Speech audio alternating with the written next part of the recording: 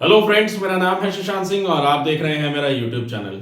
तो आज का जो टॉपिक है जिसके बारे में हम बात करेंगे वो है हमारा इरोजनल लैंडफॉर्म्स में डिफ्लेशन होलोज और केव्स।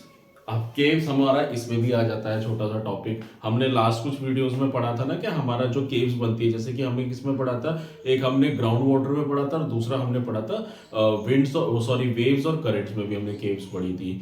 तो केव्स कैसे बनी थी वहां पे, पानी की वजह से। ठीक है, अगर मैं बात करूं समुद्र में हमारी केव्स कैसे बन रही थी, पानी आया, टकराया, फिर वापस गया, फिर टकराया और केव्स बन गई थी। अब यहाँ पे विंड्स चल रही है और विंड से यहाँ पे केव्स बनेंगी। अब कैसे बनेंगी हम लोग उसको थोड़ा यहाँ पे समझेंगे। यहां से मैं एक बात और बताना चाहूंगा कि अब तक हम लोगों ने जैसे पढ़ा, अगर आप विंड पढ़ रहे हो, जैसे कि हम लोग डेजर्ट में है तो डेजर्ट में विंड मानी जाती है और कोस्टल एरिया में पानी माना जाता है समुद्र का। तो आप इसको इस तरीके से कंपेयर करो, जैसे कोस्टल रीजन में वेव्स और करेंट्स की वजह से, यानी पानी की वजह से टकराने से और आने से इरोजनल डिपोजिशनल होता है। ठीक उसी तरीके से डेजर्ट में विंड की वजह से ही इरोजन और डिपोजिशन देखने को मिलता है। ठीक है ना। तो लास्ट वीडियोस तक हम लोगों ने काफी कुछ जाना, हम लोगों ने जो भी चीजें पढ़ी अभी इसमें, अब हम लोग यहाँ से हम पढ़ेंगे इसमें इन दोनों चीजों के बारे में, एक एक करके जानेंगे। दोनों एक दूसरे से इंटरलिंक्ड है। तो चलिए शुरुआत करते हैं।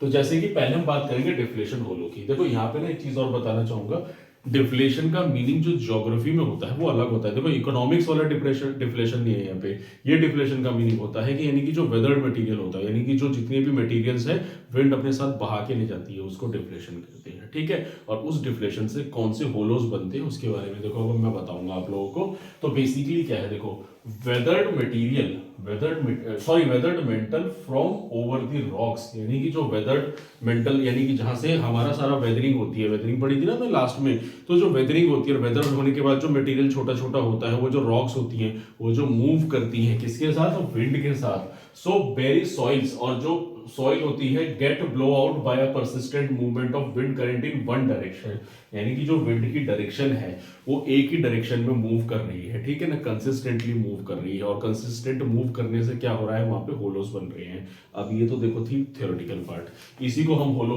बोलते हैं, डिफ्लेशन होलो। देखो मैं बताता हूँ कैसे। देखो मान लो ये सैंड है, हमारा डेजर्ट है काफी बड़ा, ठीक है ना, इस तरीके से। अब यहाँ क्या है, विंड चल रही है इस डायरेक्शन में, ये विंड चल रही है, डायरेक्शन में चले जा रही है, चले जा रही है, विंड चल रही है। तो ये क्या है, यहाँ से मटेरियल को उड़ाएगी इस तरीके से। ठीक है, अब मटेरियल उड़ेगा, उड़ता जाएगा, उड़ता जाएगा, और इस तरीके से यहाँ पे ऐसे एक होलो बन जाएगा, होलो डिफ्लेशन कहेंगे हम जिसको। ठीक है ना, यानी कि इस तरीके से पार्ट्स उड़ जाएगा। इसको 3D इमेजिन करो इस तरीके से, और ऐसे ऐसे गड्ढा सा बनता चला जाएगा। अब आप इसको थोड़ा सा एक बार चाहे तो पिक्चर में देख सकते हो, देखो डिफ्लेशन होलो कैसे होते हैं। ठीक है ना, यानी कि ऐसे मटेरियल हवा बह रही है, उसको लेके जा रही है, उस तरीके से गड्ढा सा एक डिप्रेशन क्रिएट कर रही है, उसी को हम डिफ्लेशन होलो कहते हैं। ठीक है ना, तो ये तो था डिफ्लेशन होलो। अब इसी से आगे चलेंगे तो हमारी कैसे केव्स बनती है, देखो उसको समझते हैं हम। यहाँ पे देखो केव्स का हो गया, तो deflation also create a numerous small pits और a cavities over a rock surface.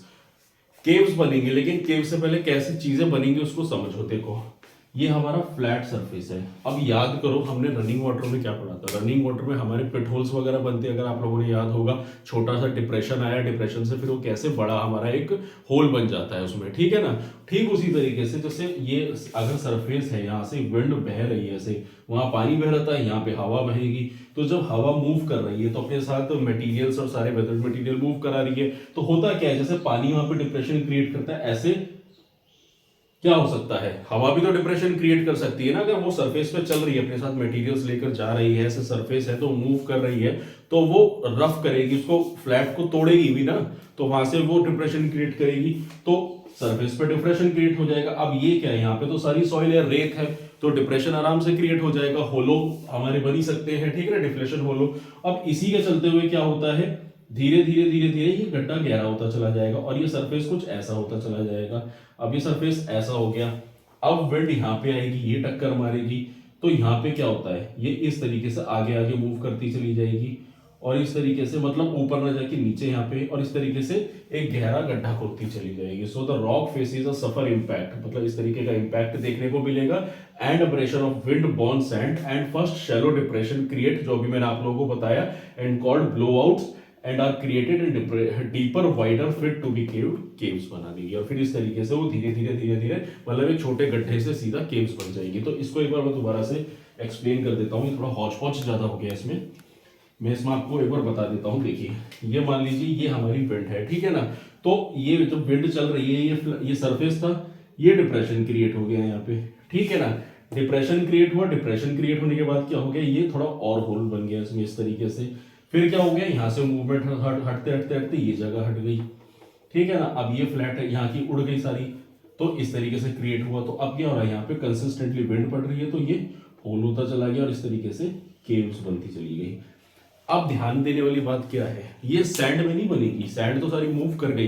केव कहाँ पे बनेगी, केव बनेगी हमेशा जहां पे रॉक्स देखने को मिलेगी। देखो सैंड, ये जो मिट्टी है उसका क्या है, वो तो टीला है। अगर मिट्टी, जैसे अगर हम बात करें, मान लीजिए हम लोग सॉलिड रॉक की बात करें या सॉलिड सॉइल की बात करें, जैसे हम नदर्न प्लेन्स की बात करें, तो मिट्टी का टीला वहां पे अलग चीज हो गई है, लेकिन रॉक का एक फॉर्मेशन होना बहुत जरूरी है। डेजर्ट में जहां पे रॉक मिलेगी वहीं पे तो होगा ना, धीरे धीरे टूटेगी।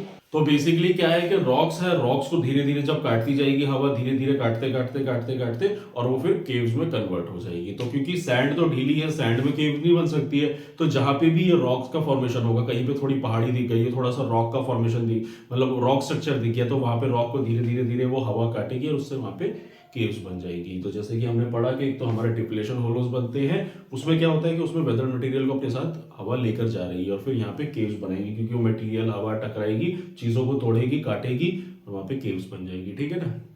तो ये था मेरा टॉपिक, जिसमें मैंने आपको इन 2 टॉपिक के बारे में कवर अप किया। अब हम अगली वीडियो में और कुछ जानेंगे, हम मशरूम रॉक्स के बारे में और उन सारी चीज़ों के बारे में समझेंगे। तो यही था मेरा आज का टॉपिक। और अगर आपको मेरा काम पसंद आ रहा है, अगर आपको मेरी वीडियो अच्छी लग रही है, तो मेरे चैनल को सब्सक्राइब कीजिए, मेरी वीडियो को लाइक कीजिए, कॉमेंट सेक्शन में अपना सजेशन जरूर दीजिएगा। और मिलते हैं फिर हम अगली वीडियो में, तब तक के लिए थैंक यू वेरी मच।